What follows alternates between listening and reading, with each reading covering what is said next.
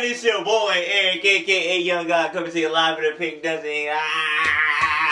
Get into your real raw reggae, man. I'm back here with another review. Before I get into this, man, I know my haircut is messed up, man. My barber went wild style on my shit, man. I don't know what he thought that. Oh boy, I can't even conform a sentence, but like.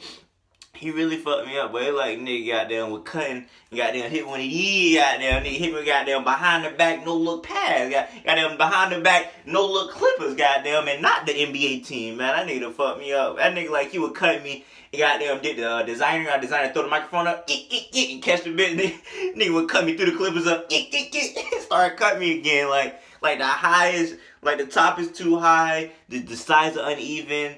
Hey man, nigga gave me the fade. Hey man, I got home, he wanted to get that nigga the fade. Goddamn man, that nigga fucked me up, man. But just had to throw it out there because I didn't want niggas to be like, I had to just throw it out there myself. You know what I'm saying? But this review is brought to you by Pizza Hut. Hey man, thank you. This is at J. Cole. Excuse me, For Your Eyez Only. I listened to this and I'm not gonna lie. I was like, this is cool. It sounds like every J. Cole album. I was like, blah. You know what I'm saying? Blah. You know, it just wasn't catching me. But when I sat down to review it, it got so much better. I don't know why, but I just had to sit down and, I guess, listen to this. And, hey, the review really...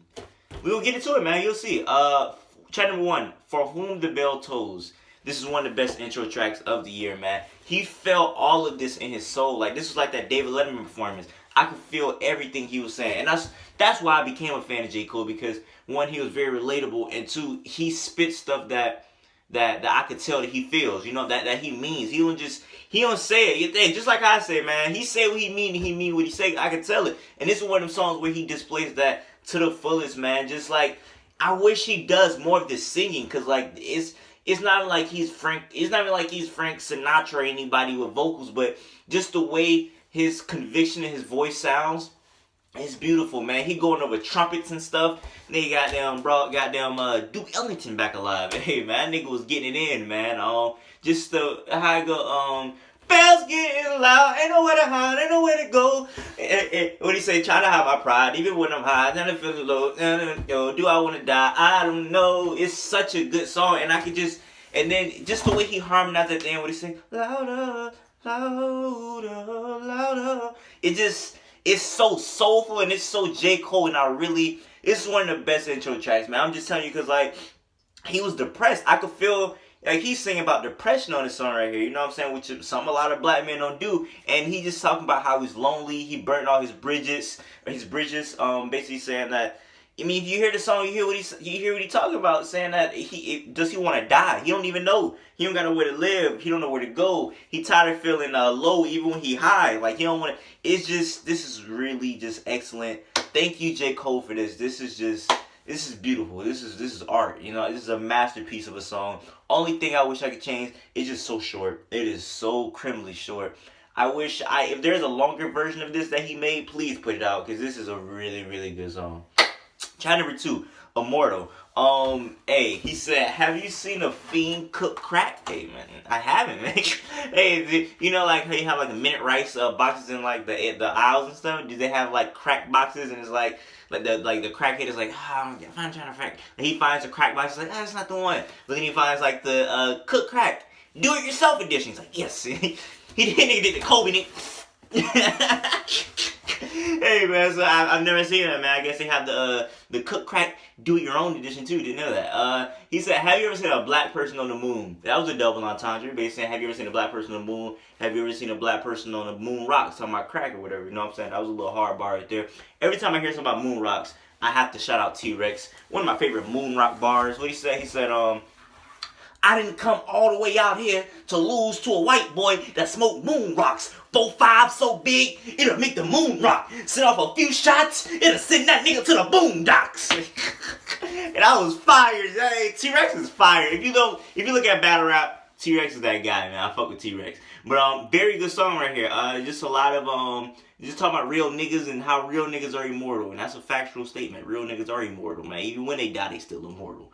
Track number 3, Deja Vu. This is the track I was not feeling on the album, because Of course, everybody gonna talk about the Bryson Tiller beat, basically, and the guy basically just made a remake of the Bryson Tiller beat. Hey, nigga, hey, the goddamn producer made a, you know how to, like on YouTube when you trying to find an instrumental, it'll be the exact instrumental, it'll be the reproduced instrumental. Hey, nigga, they goddamn reproduced the Bryson Tiller song, goddamn, and threw it on the album, man. hey, like a nigga wasn't gonna notice, nigga hit one of these, like, nigga tried to slide it by, nigga done goddamn hit the rondo, nigga done faked it behind his back about that, man.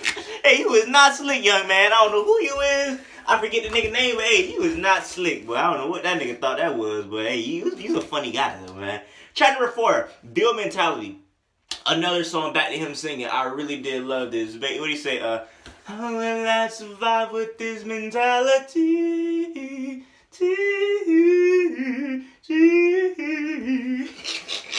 Cannot sing, but I love the way he tries and does it. It's really good. And it's a really very great question. Can he survive with his mentality? Where he was talking about basically what every mentality nigga in the hood has. And that was really interesting to me because niggas in the hood get famous and become rappers a lot of the times now.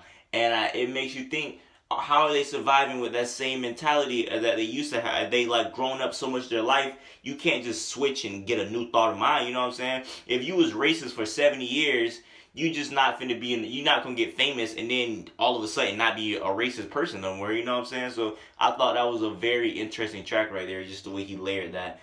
So I don't know, just that was a good question. Can you survive with that mentality being where he is right now and all your life? You know what I'm saying? So that was a nice little song.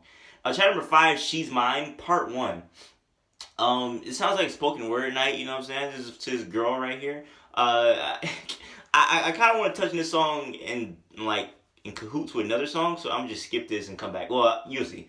Track number 6, Change. Very typical J. Cole track, not like bad or anything, but it was a very storytelling type track. Talking about like God and talking about a lot of stuff in this track. There's a lot of stuff. Hey, if I were you, I'll listen to this song. Pretty good song. But it sounds like a Tribe Called Quest song. I can hear Q-Tip on this. Where Five Fat? Like I just hear it's a very good song. But then we get to my second favorite track, Neighbors, man. I think the neighbors think we selling dope. Selling dope? Hey, in the alley, she like, selling dope? Like, well, I don't even know what dope smell like. Yeah, I guess the neighbors think we selling dope.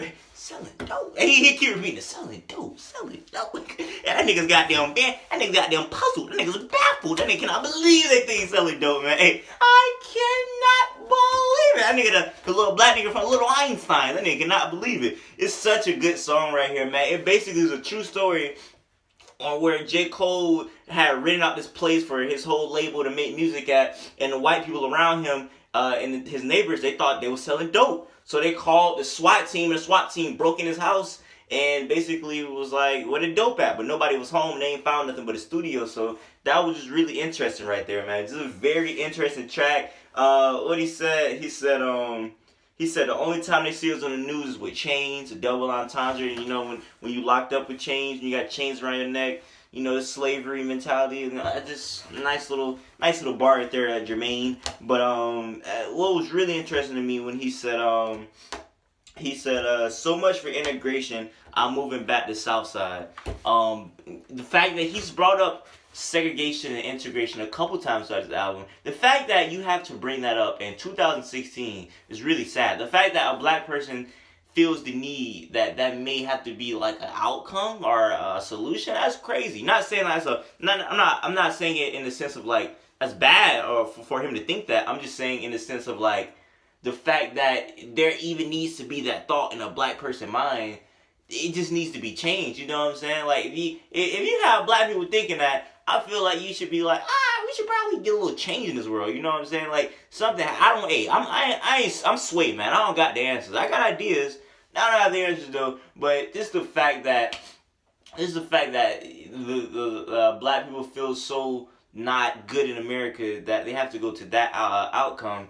That's crazy, man. That's crazy. And like, just, hey, like I always say, people don't care about black people, man. Just, hey, niggas say stuff like that, be like, well, hey, it's a good ass song. Hey, segregation, integration. I love this song. And niggas don't even really think about what he be saying. Niggas don't be caring about niggas, bro. That's a fact, man. Shout out to J. Cole, man.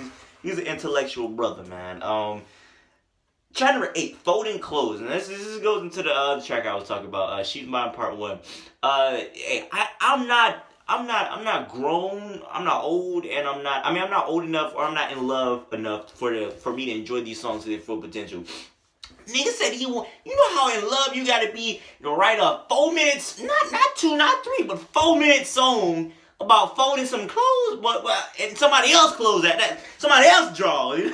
Not your draws, but her draws. You gotta be in love, and I want to be that in love where I want to pen a 4 minute song about my lady draws. You know what I'm saying? About folding her draws, her shirt, her bras, her flaws and all, her draws and all. That nigga wrote a song about her draws and all. Shut up, Young Thugger. This is such a grown people I'm in love song, and I can't appreciate it as much as I think I should, so I'm not even in a place to talk about this song. Track number 9, She's Mine Part 2. This song is about his daughter, his newborn daughter, and he's basically saying that she's mine, you know what I'm saying? I really thought it was a very cute song. But then he starts talking about Santa Claus and how he wished there was no Santa because then it just makes a kid think that he like had this whole Santa Claus theory or whatnot. Hey, that nigga J. Cole is too woke. That nigga go to sleep with his eyes open. That nigga go to sleep like this. He be like, J. Cole, nigga, I'm asleep. Hey, your eyes are open, dude. Nigga, I'm woke. Yeah, that nigga love that Childish Gambino song, Stay Woke. And that nigga be listening to that bit, nigga sleeping. Stay woke. That nigga be that big goddamn eyes open, goddamn never blinking. But hey, I fuck with J. Cole though. Track number 10, For Your Eyez Only. Very powerful song.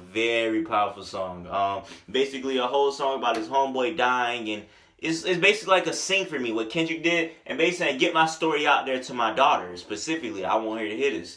And very, very good song. What he said, if real niggas hungry, they gonna eat your food. Hey, that's a fact. That's a goddamn... That shit was spicy, goddamn. Hey, niggas don't eat your food if they hungry. That was fire right there. That was a bar. What he said, I'm telling you, he said, I'm gonna teach you in person like I'm showing you how to tie your shoes. And you can't teach somebody how to tie their shoes on FaceTime. This is impossible. You know, you gotta be in person with them. That was a very funny, a little humorous to me. The fact that he said you gotta be in person to do that, because you do. That's a very factual statement. And he ended also perfect. Telling basically like on why a lot of people think you're a real nigga, you're a real nigga this, you're a real nigga that. He said, hey, he was a real nigga because he loved you.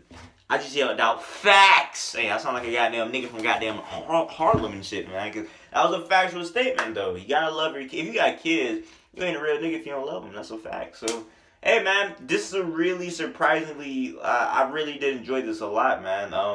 If I were you, I would check it out. He has one of the best intros of the year. And, hey, until next time, y'all already know I say what I mean and I mean what I say. Haters gonna hate and please go play highlights your ball in them, man.